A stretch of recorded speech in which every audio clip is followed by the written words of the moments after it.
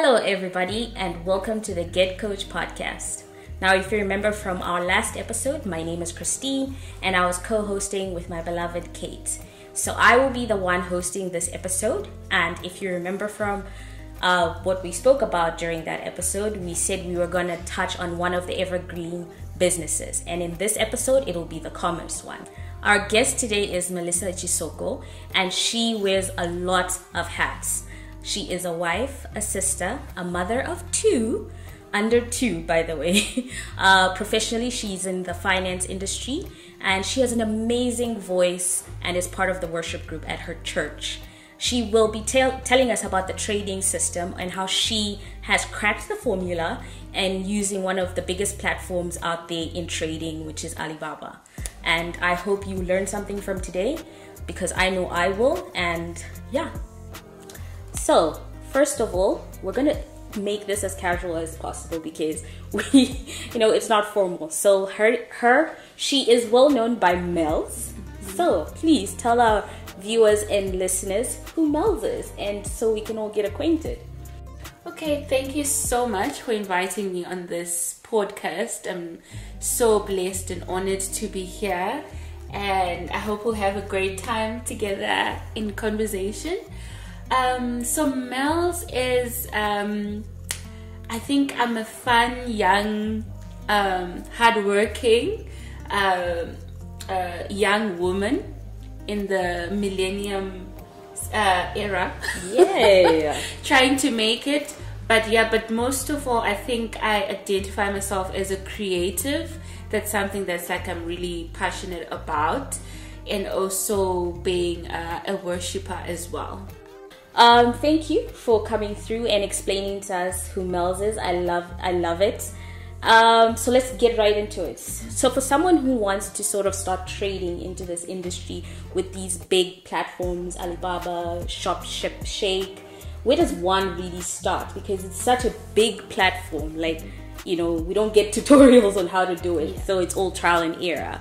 So can you walk us through the different steps that you have mastered through your business?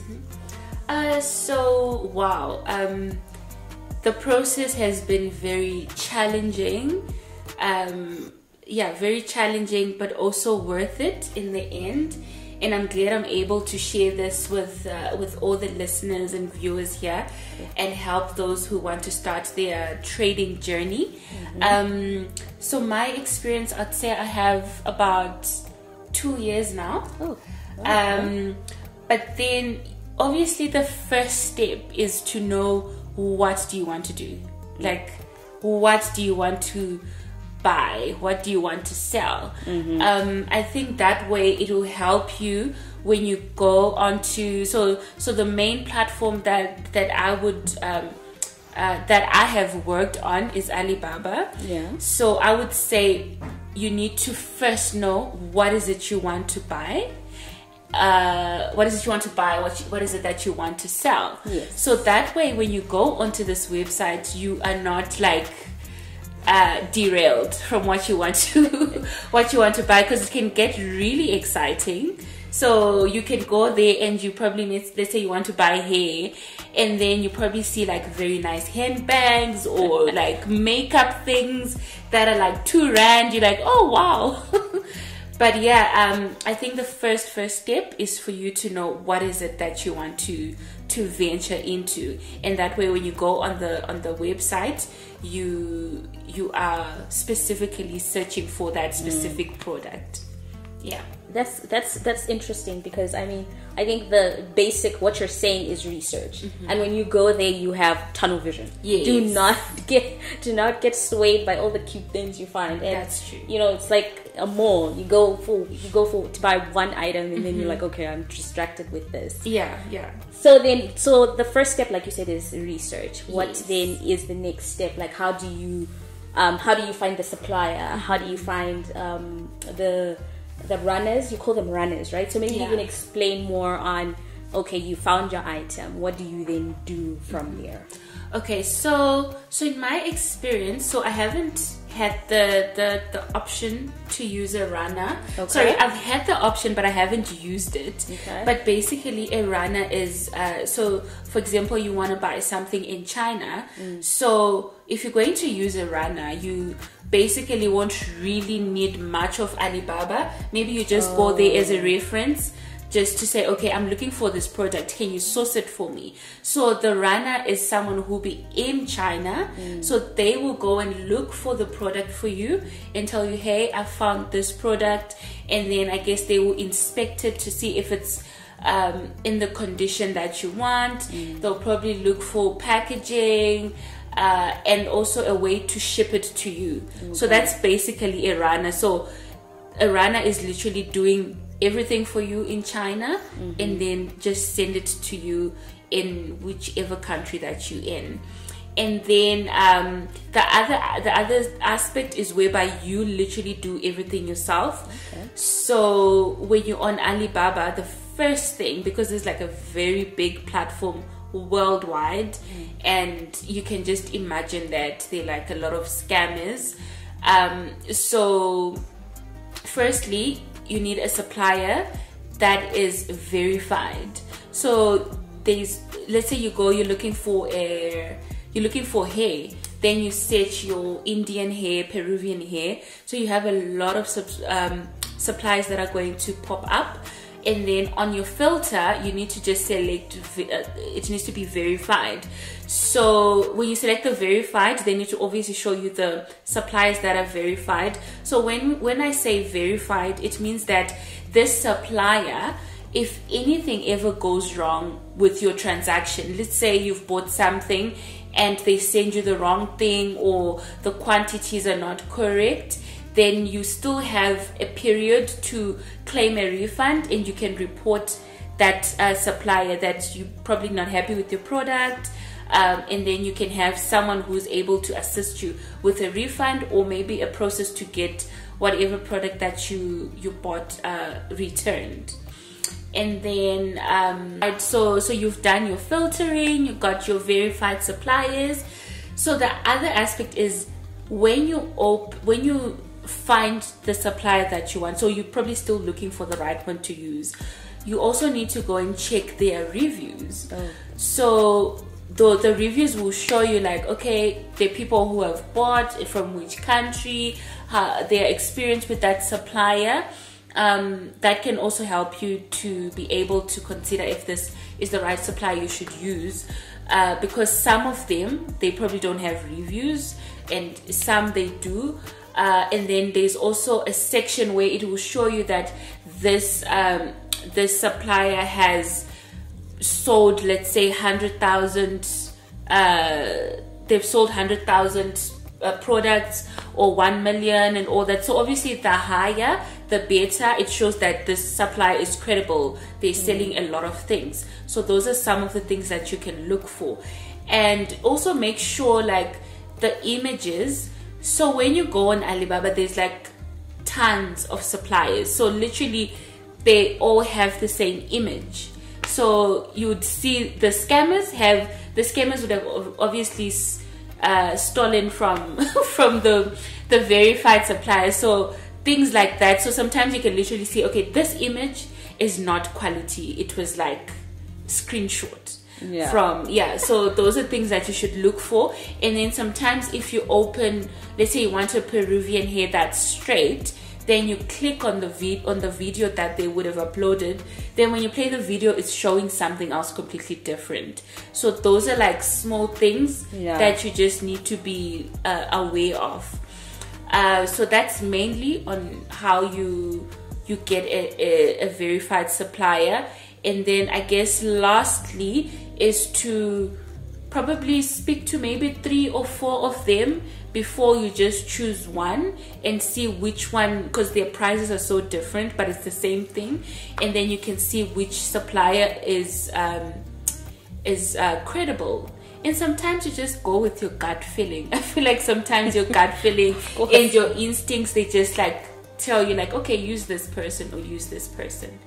So that's all on you getting a verified supplier.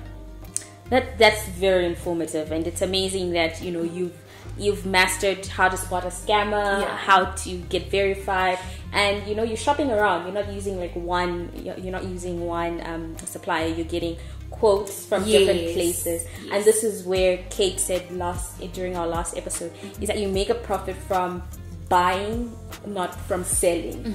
So obviously you look for the best price that's there, and then that's the one you go for. That's good. So you've done all this, right? Now shipment, time of delivery, how does that work? So shipping is a nightmare. Wow. We've had, even till now, we still have problems with shipping. So with shipping, it's very, very complicated. I remember the first shipment we did, it probably took about 2-3 weeks. But then, like, because it was your first time, you're very anxious. You're thinking like, oh, is this thing going to arrive? So with shipping, you obviously need to look for, again, on Alibaba, you look for an agent. So there are two ways. You can either look for an agent by yourself on Alibaba, or you can ask your supplier. Let's say you're buying hair. Sorry, I'm going to refer to hair because I think most people love hair. Agreed. So the supplier you're going to buy from, sometimes they have shipping agents that they know, so they can recommend you to say, okay, I use this person, and then they'll give you the contact, and then you can speak to that person. Or they automatically have like they're linked to FedEx. The other one is UPS. I'm not sure about UPS, but FedEx, I think it's more international. But it's like that's very expensive, but the process is also very good. So there are two shipments. So there's the freight, which is via air, and then there's the sea, which is via the sea. So the freight one, you can either have your goods within a week. So that's also more expensive because you're going to get your goods within a short period, and then they'll tell you maybe the other period is like maybe 2 weeks. So it all depends with the period that you want to receive your goods in. And then the other one is the sea shipment. So that usually takes about 45 days. Oh, wow. So that's like about 2-3 months sometimes. That's long. Yeah, that's very long. That's so very long. You really need to be patient. I think the C one works for someone who has like set their business and they're now like getting used to that period or that rollover of like every 3 months I'm going to receive my shipment. Then that way it's much easier. So you also need to make sure that the agent that you're going to use, they give you a tracking number. Yes, of course. Yeah, so a tracking number is very important because I had a moment where we used the agent that I was using, and we were just waiting for these goods to arrive, and they told us, oh, we're using, for example, FedEx, and then you go on FedEx, you put your tracking number, and it doesn't show. And then only to realize that this agent, he would have used another agent to ship your goods, and this other agent would have used another agent. So it was like a chain, and by the time we received it, it was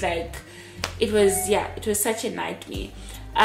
So it's always good to get someone who's going to give you a tracking number that's like accurate, and you also won't stress and have anxiety of like, okay, are my things arriving or not? And also this depends so my business, we used to have pre-orders. So imagine you opening pre-orders, so people are going to buy from you, and you say it's going to be delivered within a month, and then you're having these shipment issues. After a month, you don't have the goods, and people have paid. So imagine the stress that you have to go through and try to explain to your customers that, hey, there's a slight delay. Oh, yeah. And sometimes you don't even know, like, when is it going to arrive. Yeah, I know. So that's not comforting for your customers, because you don't have like a due date to say, hey, I'll supply you things by so and so date. Yeah. So that's you losing trust in your Exactly. And from you don't your want that. yes, exactly, from your clients. Yeah. Wow, that sounds like a lot, and you have to take all that on. Yep, it is a lot. But like you said, it's worth it. So you've done all this. You've danced with your anxieties with the shipment, and all. Now the most crucial one, payment. How do you pay? What systems do you use? Methods and all. So payment. So on Alibaba, there is you make payment on Alibaba. Okay. Never pay from WhatsApp or anywhere else. So the reason why those suppliers are verified is because the Alibaba company is tracking the charts, tracking the payments. Okay. So when you've reached an agreement with your supplier, they create an order link for you, and then you make payments using that link.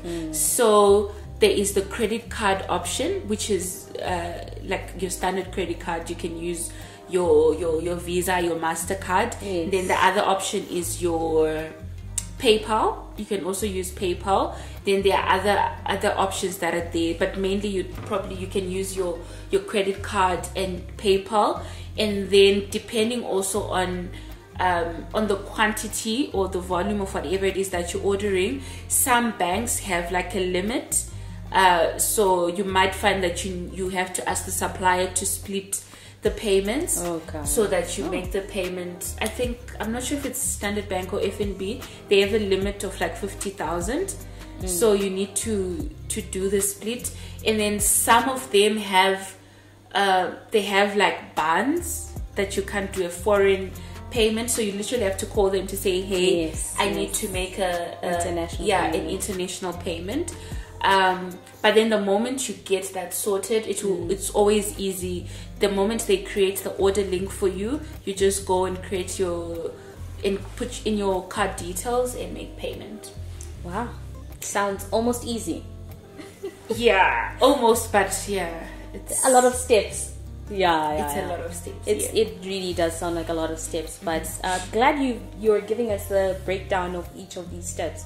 It's really good to know that somebody who's actually done it has taken those steps and confirmed, verified. You're basically our verified supplier.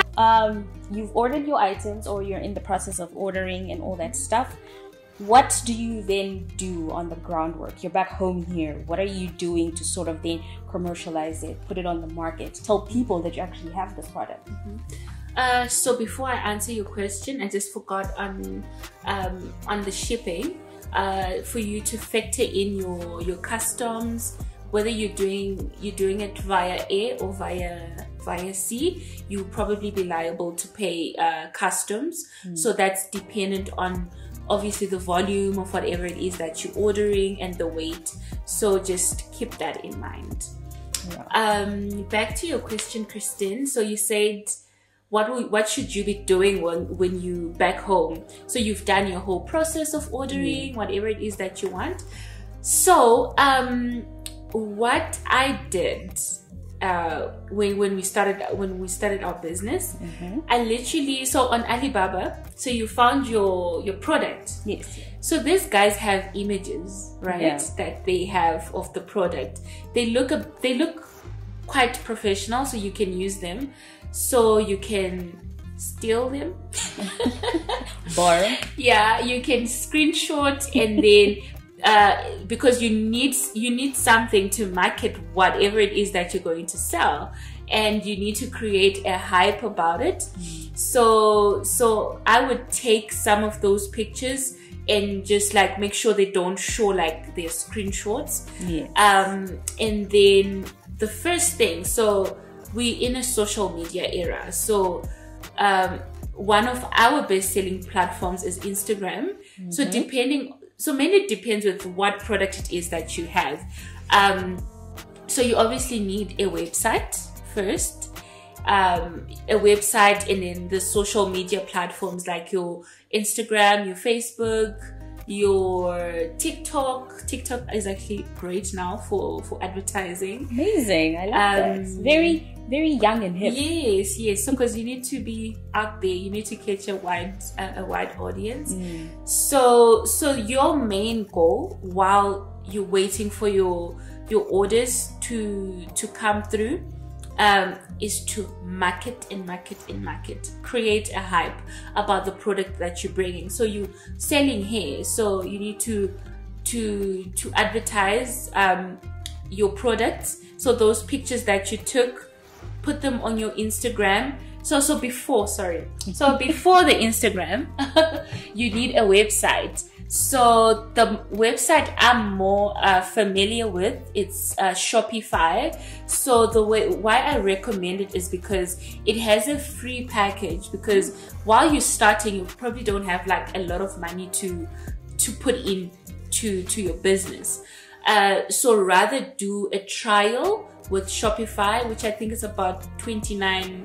It's for over, like, I think it's for a month. So you create your website. So the good thing about it, it has templates. So literally you just open the Shopify website.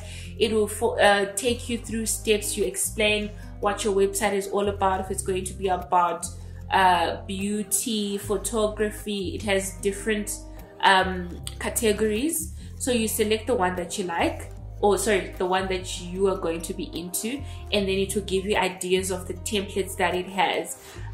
It also has like a few free images, but you also want the images that you're going to use to be more real. So you don't want to go and take a picture of a fancy looking person and say you're going to sell this hair, but that's not the hair that you're going to sell. You need to be authentic. Yes, I get that. So you need to be very authentic, because that sells. Because a person can literally say like, no, this is just like, an advertising picture.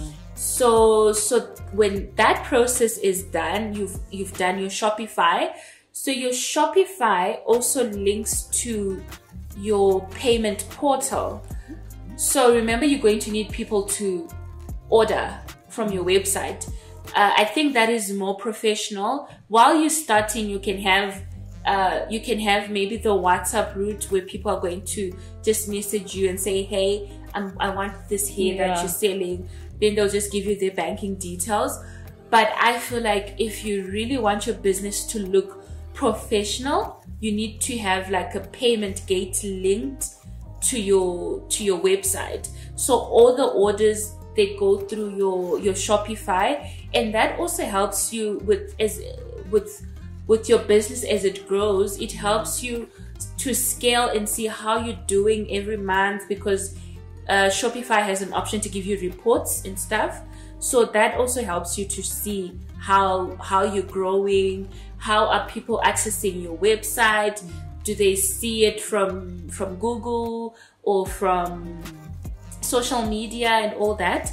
So Shopify is a very great platform. So maybe before you start it, go on YouTube and just learn. There are like a lot of videos that show you how you can quickly establish yourself on Shopify. So I love that it has the payment gate.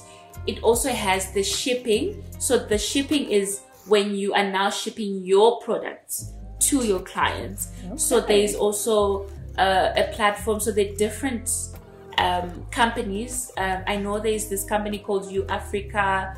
There is, I think, Korea Guy. Quite a number of Korea companies that you can link to your Shopify, which makes the process so easy. What else do you need? I mean, I love all that you're saying, and honestly, I think I'm taking notes. I should take notes from all this, because when you said Shopify, it didn't even click. The first step for me was like, you just need a website, and then you just need the Instagram part, and then obviously from there you can create a shop. But it's good to know that there's the Shopify route you can take. They give you all these templates, so you don't even need to be a web designer. Yeah. You just need You don't. the images as authentic as they can be. Plaster them onto your account, yes. and then from there you take it on. Mm-hmm. And I love how the couriers that you've mentioned. I know courier guy. I don't know about the Africa one, so I know at least they're credible already. Because you also don't want to then link a courier that's. And this is what I've seen a lot on social media, where your courier is taking forever, your delivery is taking forever, and they don't blame the courier. Yeah, they blame you because you're like, no, but you said the delivery is 3 days or 5 days. Why should it take 2 weeks now? So it's good that you're giving people like a realistic description of every step, practical steps that people take, like you as a business are taking. Yeah. So I'm just putting it out there. No, that's true. So also in terms of what you still need to do while you're waiting for your while you're waiting for your goods to come. So we've spoken about Shopify. So now you have set your website, you've put your product images there. And then the next step is now to market. Like that's the only way for you to make money. That's the only way for your business to grow and people to know that you're out there.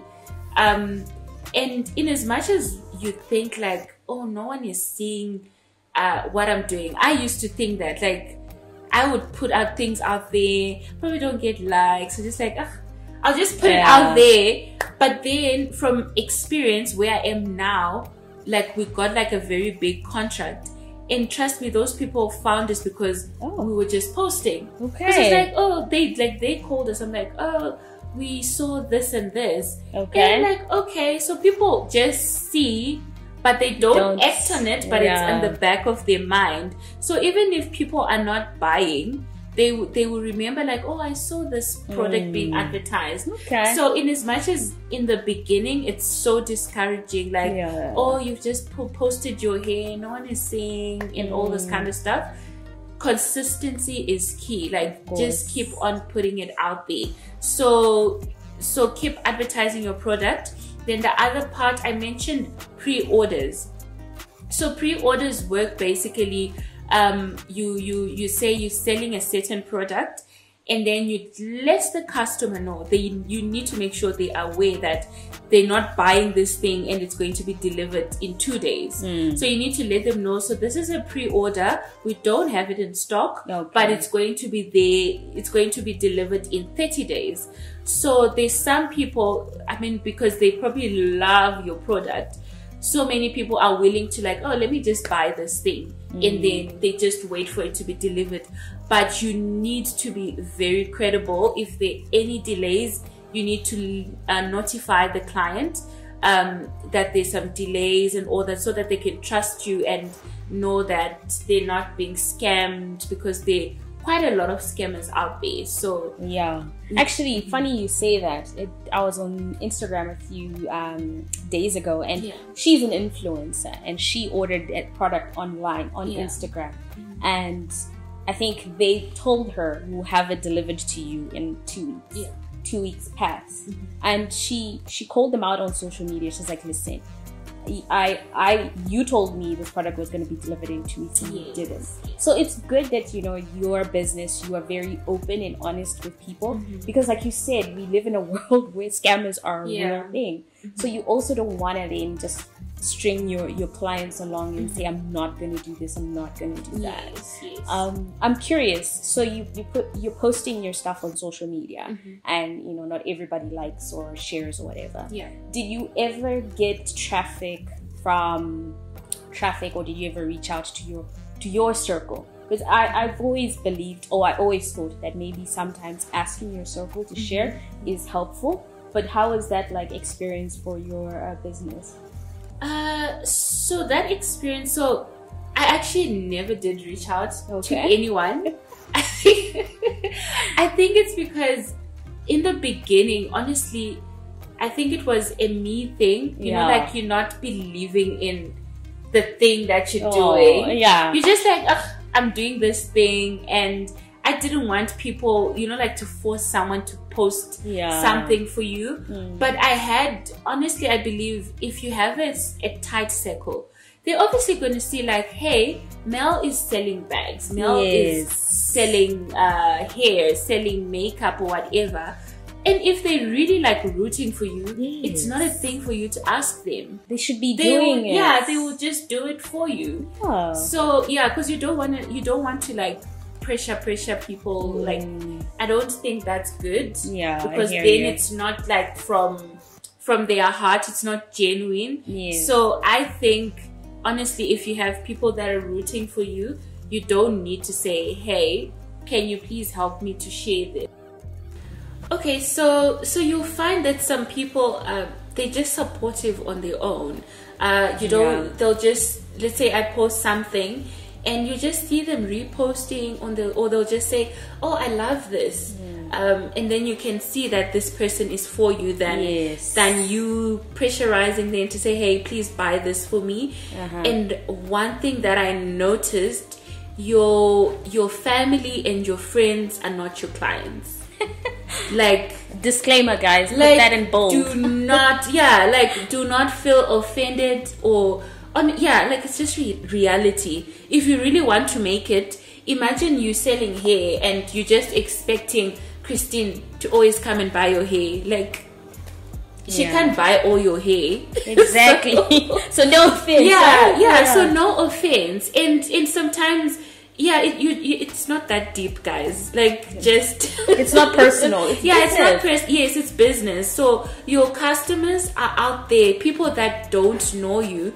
Like, just an example, it's so fulfilling, like with the products that I sell. Whenever, I think the past few weeks or the past few months, whenever I go to a mall, trust me, I see someone holding my product. I love that. And I'm like, that's me. I did that. And I'm like, what? I'm like, so if I didn't start this person wouldn't have had this product. So don't really get offended if your family is not buying from you. I mean, they can honestly support you in so many other ways, but like just being supportive, but they don't really need to always buy from you. So don't get it too hot. I love that. So this actually then leads to the next my next question is that, like, what are the challenges that you face on this entrepreneur route? Like, what grounds you, when you're having all these issues, when you're troubled, and, you just need something to comfort you. So I feel like that's sort of maybe where your family can come in. Definitely. Tell us more about that. And it doesn't have to be just about entrepreneurship. It can also just be life, because it goes hand in hand. So I think it comes down to family and the people around you. So like, I think like any business and in life in general, you're obviously going to face challenges, obstacles, and you should obviously have a way of navigating those challenges. So obviously having a supportive family that understands when you're going through stuff, and that's there to help you when you need help. And help is always needed, especially like I think in business. Also, I think for me as a mother of two, I mean, like I found myself having to drop some of the things that I used to do. Like I used to make jewelry. I am gonna do it eventually. It's just that my kids are under 2. So you can imagine trying to say, hey, please go away, I need to focus on this. But then if you have a supportive partner, I mean, it's just because I have like a lot of other things that I do. So let's say I need to go maybe for a photo shoot, I need to go do makeup and all that. I do have my partner who's available to say, hey, you can go for a few hours and do whatever it is that you need to do. And also I've learned, there's this podcast that I listen to. I've learned that you also need to love yourself. have time with yourself, have self-care. Yes. you honestly need that. You need time alone, and not like focus on business and all that, because you need to what is that called, to energize yourself. Yes, I like that. Yeah, so you also need to think about how, let's say every month, how you can revive yourself so that you can, you know, feel good when you have to work on that business, when you have to be a mother.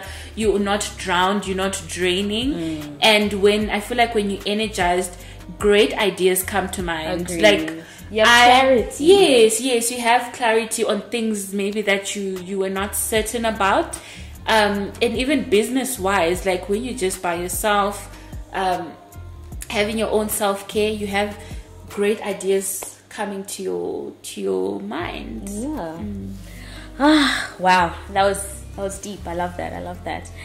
So I mean, on the other side of this, what can you say is like the key to your success? Like when you look back in those 2 years that you've come, like how far you've come, what points can you pick out and say, guys, this is my highlight for my success? Okay. So for me, it's don't give up. Yes. Just do it. Oh. And keep trying. Okay. So best believe, so this business that I do was birthed in lockdown, in COVID. I think most business. But if I tell you that this was not the first business that I did, first business that I actually ventured into, I actually ventured it into with this other partner of mine, business partner of mine. And I think that's where, when I look back, it was a process or a journey that I was supposed to take to be able to do what I'm doing now. Because from that period, that's where I learned how to create a website. I learned how the Shopify website works, because I literally created it. And also social media in terms of like posting, how to create content for your business. So that process, in as much as it didn't work out, I had to go through it. Because if I didn't go through it, I don't think I would have pushed myself, or I would have known that I have the abilities that I have now. So sometimes it's not the first thing that you do that you think like, oh yes, this is it. Because if it doesn't work out, then you're just going to sit and be like, oh, it didn't work out. But you don't know where that path is leading you to. So from that experience, I learned that I need to also believe in myself. I didn't know the things that I was capable of. So preach, girl, preach. So from that process, I've actually learned that I'm capable of many things, and I need to work on those things and just do it. You honestly don't know where it's gonna take you. Like the business I'm into now, I never saw myself doing it or selling what I'm selling, because if I tell someone that, hey, this is what I sell, they're like, oh, okay, like they just like, you undervalue it. They undervalue it, but then it's like a very big market. So this is a lot to take in. I hope you all have your notepads and your notes open so that you can take some pointers. So sort of to just wrap it up, do you have any other extra advice you would love to touch on before we wrap up? So I think something I forgot to mention, one of the challenges that I experienced with Alibaba. So language barrier, it's a thing. so you need to make sure you understand what your supplier is saying. You both understand each other. In as much as whatever they're saying doesn't make sense, but make sure at the end you're on the same page. All right, and then the other challenges, or the other things that didn't factor in, when I started. So remember I mentioned that in the beginning your Shopify can allow you to use it for free for 30 days. But then after the 30 days, when you want to expand to the higher subscription, because that subscription will allow you to have those the payment gates that I mentioned, and the courier gates that I mentioned. So you can only access those if you move out of the free package. And the good thing about the package that you pay for, so you know how you have your website saying www.christine.com or whatever, you're able to have your website say www.christine. So that's a cost for the domain, which is once you pay that annually. So that's like maybe $20 or so that you pay annually, and you renew it. And then on the free package, the one that you don't pay, it will be www.christine.com/Shopify, blah blah blah. So people will know that like you're using a Shopify thing, which is like it's not so professional. I would recommend that you just invest in creating your own domain. And then the other cost involved when you move to the higher package is the payment gate, the one that you're going to use for people when people want to make payment using their credit cards. There's a 2% fee for each transaction. So you have the 2% fee for the payment gate, and then a 2% fee on the Shopify platform itself. Oh wow! So that's like 4%. 4% you have to factor in. Yeah. So those are costs that you need to factor in when you're costing your product, so that your profit also makes sense. So if you're going to cost something 100 Rand, just know that you're not going to get a full 100 Rand. Yeah. There's going to be some extra cost involved there.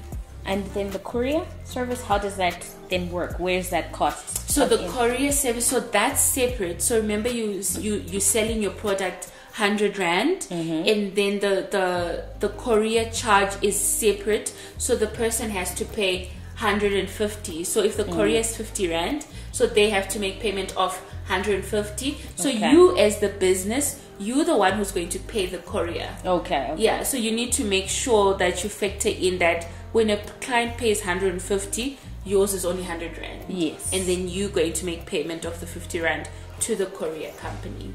Wow. Yeah. A lot. That's a lot. Information to take. And the other, just another thing I forgot is your packaging. Yes. People love things that are packaged very well. Pretty. So your cost, you need to remember, if you're going to use 10 Rand to buy the packaging that you're going to use for whatever, you need to factor that cost in your overall charge as well. Okay. So if you're charging 800 Rand, maybe your overall cost for the goods to go to the client is going to be 20 Rand. Okay. So just know you're going to get 80 Rand. All right. And the other 20 is towards the other cost involved to make sure the package is delivered to your client. Wow. Okay. Step by step, it's guys. A lot. It's a lot, but it's worth it in the end. I think the more you do it, the more it will become flawless. Yeah, and natural. Yeah.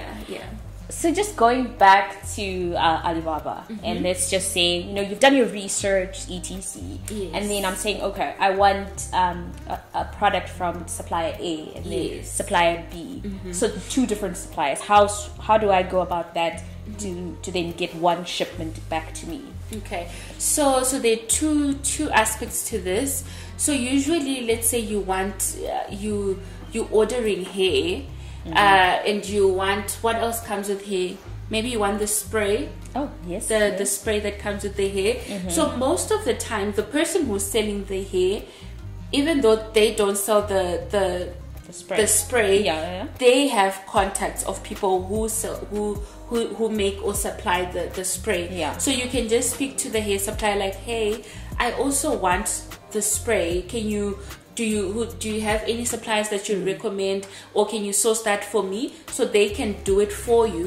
Okay. Or you look for that other supplier that supplies the hairspray, and then you need to make sure that when you want the products to be shipped, they're going to the same agent, to the same shipment agent. Okay. And then when it's going to be shipped, it's all shipped together. So you need to make sure you communicate that to your shipping agent to say, hey, I need so and so boxes to be shipped, but make sure you have received from this person and from this person. Wow. And then it will all come together. So it's a whole network. Yes. That aligns together and then delivers and all that stuff. Yeah, that's correct. Okay, wow, that's amazing information to learn.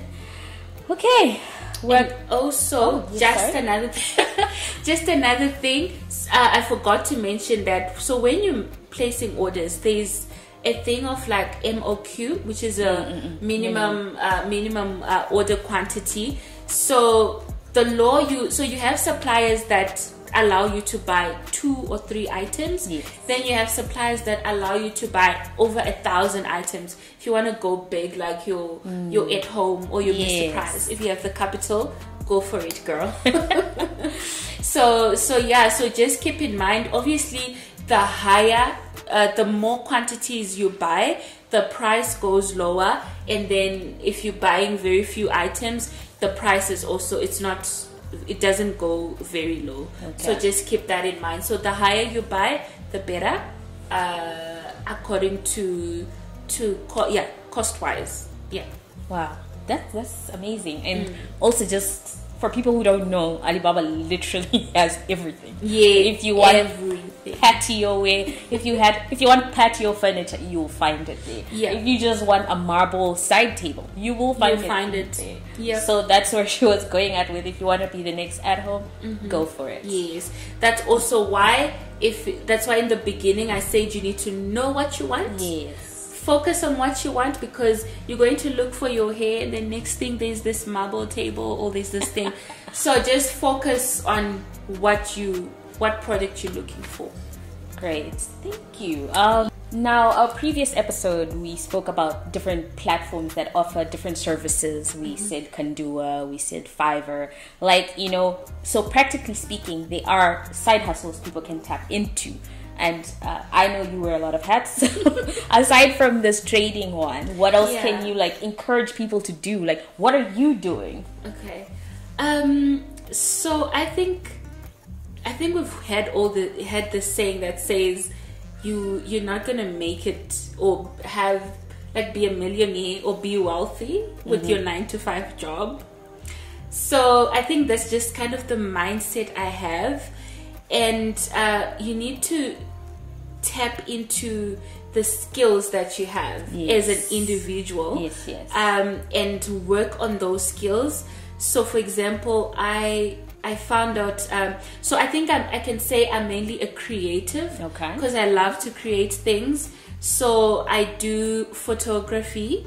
I do makeup. I also make jewelry. I started making jewelry in lockdown. I just went on YouTube and Googled things. So I love jewelry. Yeah. So I was like, let me try this. It doesn't look so complicated. Yeah. And then I started making jewelry. And what else do I do? Social media as well. So that, I think social media forced me, because I'm doing photography and I have a business. So it kind of forced me to be creative with taking pictures, videos of the products that I have, and being and creating content, because people love things. People are visual. Yes. So that's how you draw your clients. So you also need to be very visual and creative. So those are the few things that I do as a side hustle.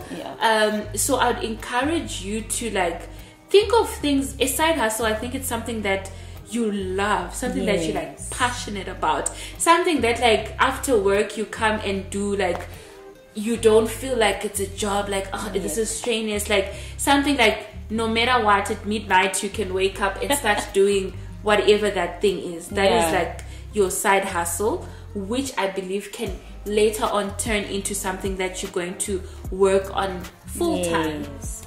And not even to sound like a cliche, but the whole concept of practice makes perfect. Yes, you know? Yes, so, definitely. Yeah, like when I started, especially with the whole photography thing, it was, I think I'm like way better now because of practice. So, and now it's only people be like, wow, you're so good at this. Can you come and take pictures of me? I was just taking pictures of my own things. Yeah. And then now people are trusting me to come and take pictures, you know, for their event and all this other photography things. So just believe in yourself. Yes. Look for that skill. I believe everyone has something in them that they love, even if it's not like something hands-on. Like if you're good with talking, do a podcast. If you're good with even admin work. Yes, with admin work. There are people with small businesses. They're looking for people to help them with admin work. So even like you're good with marketing, look for businesses that need marketing. So that's like a side hustle that's waiting for you to, you know, to tap into. If you're good with cooking, make meals and say, hey guys, I can, like, not everyone loves cooking. Nope. So make meals. Create your, make small meals. Like, hey Kristen, can I make your weekly meals for you? You know, that's how it can start. And you never know where it's going to take you. So just search within yourself. Have that alone time and find that skill. Exactly. Yeah. The whole concept of food, we actually spoke about it as one of the evergreen businesses, and you know, it's always in demand. We need to eat. So even like you said, just making little meals for people on a weekly basis, baking cupcakes, you know, like people don't really all have the skill or the time to say I'm gonna go buy this, or I'm gonna make this. So just those little plans that people don't want to do, they can do it. And something just to add on, I think we have this thing, I don't know if it's just me or everyone else, we have this thing of like, there are a lot of people who are cooking, there are a lot of people who are like, you know, when things look like they're saturated. The story of Rihanna, she started this makeup Fenty. She started Fenty, and when she started Fenty, there was already like your MAC, your all Maybelline, these other brands, but she still said, hey, I am going to do this business. So maybe not to mention Rihanna, because she's like a fashion icon, so people are just gonna be like, yes, I'm gonna do this. But there's this guy who's South African, who owns, I think it's called Drip. Okay. Oh yes, like the that brand. Yes. Like his sneakers are like selling, but there's already a Nike, there's already Adidas. But he's this black African young man, but he's like, I'm going to push on this, and people are buying his sneakers, even though there's like already Nike and Adidas. So never think that what do you call it? An industry is saturated. Yes. Just do it. You never know. Like there's something different about your brand. Yeah. So just do it. I simply love that. Yeah. So we will link Mel's profile. Maybe, you know, she can come take your pictures one of these days. Yeah, definitely. Because she is amazing. Her work is amazing. So you can have a look.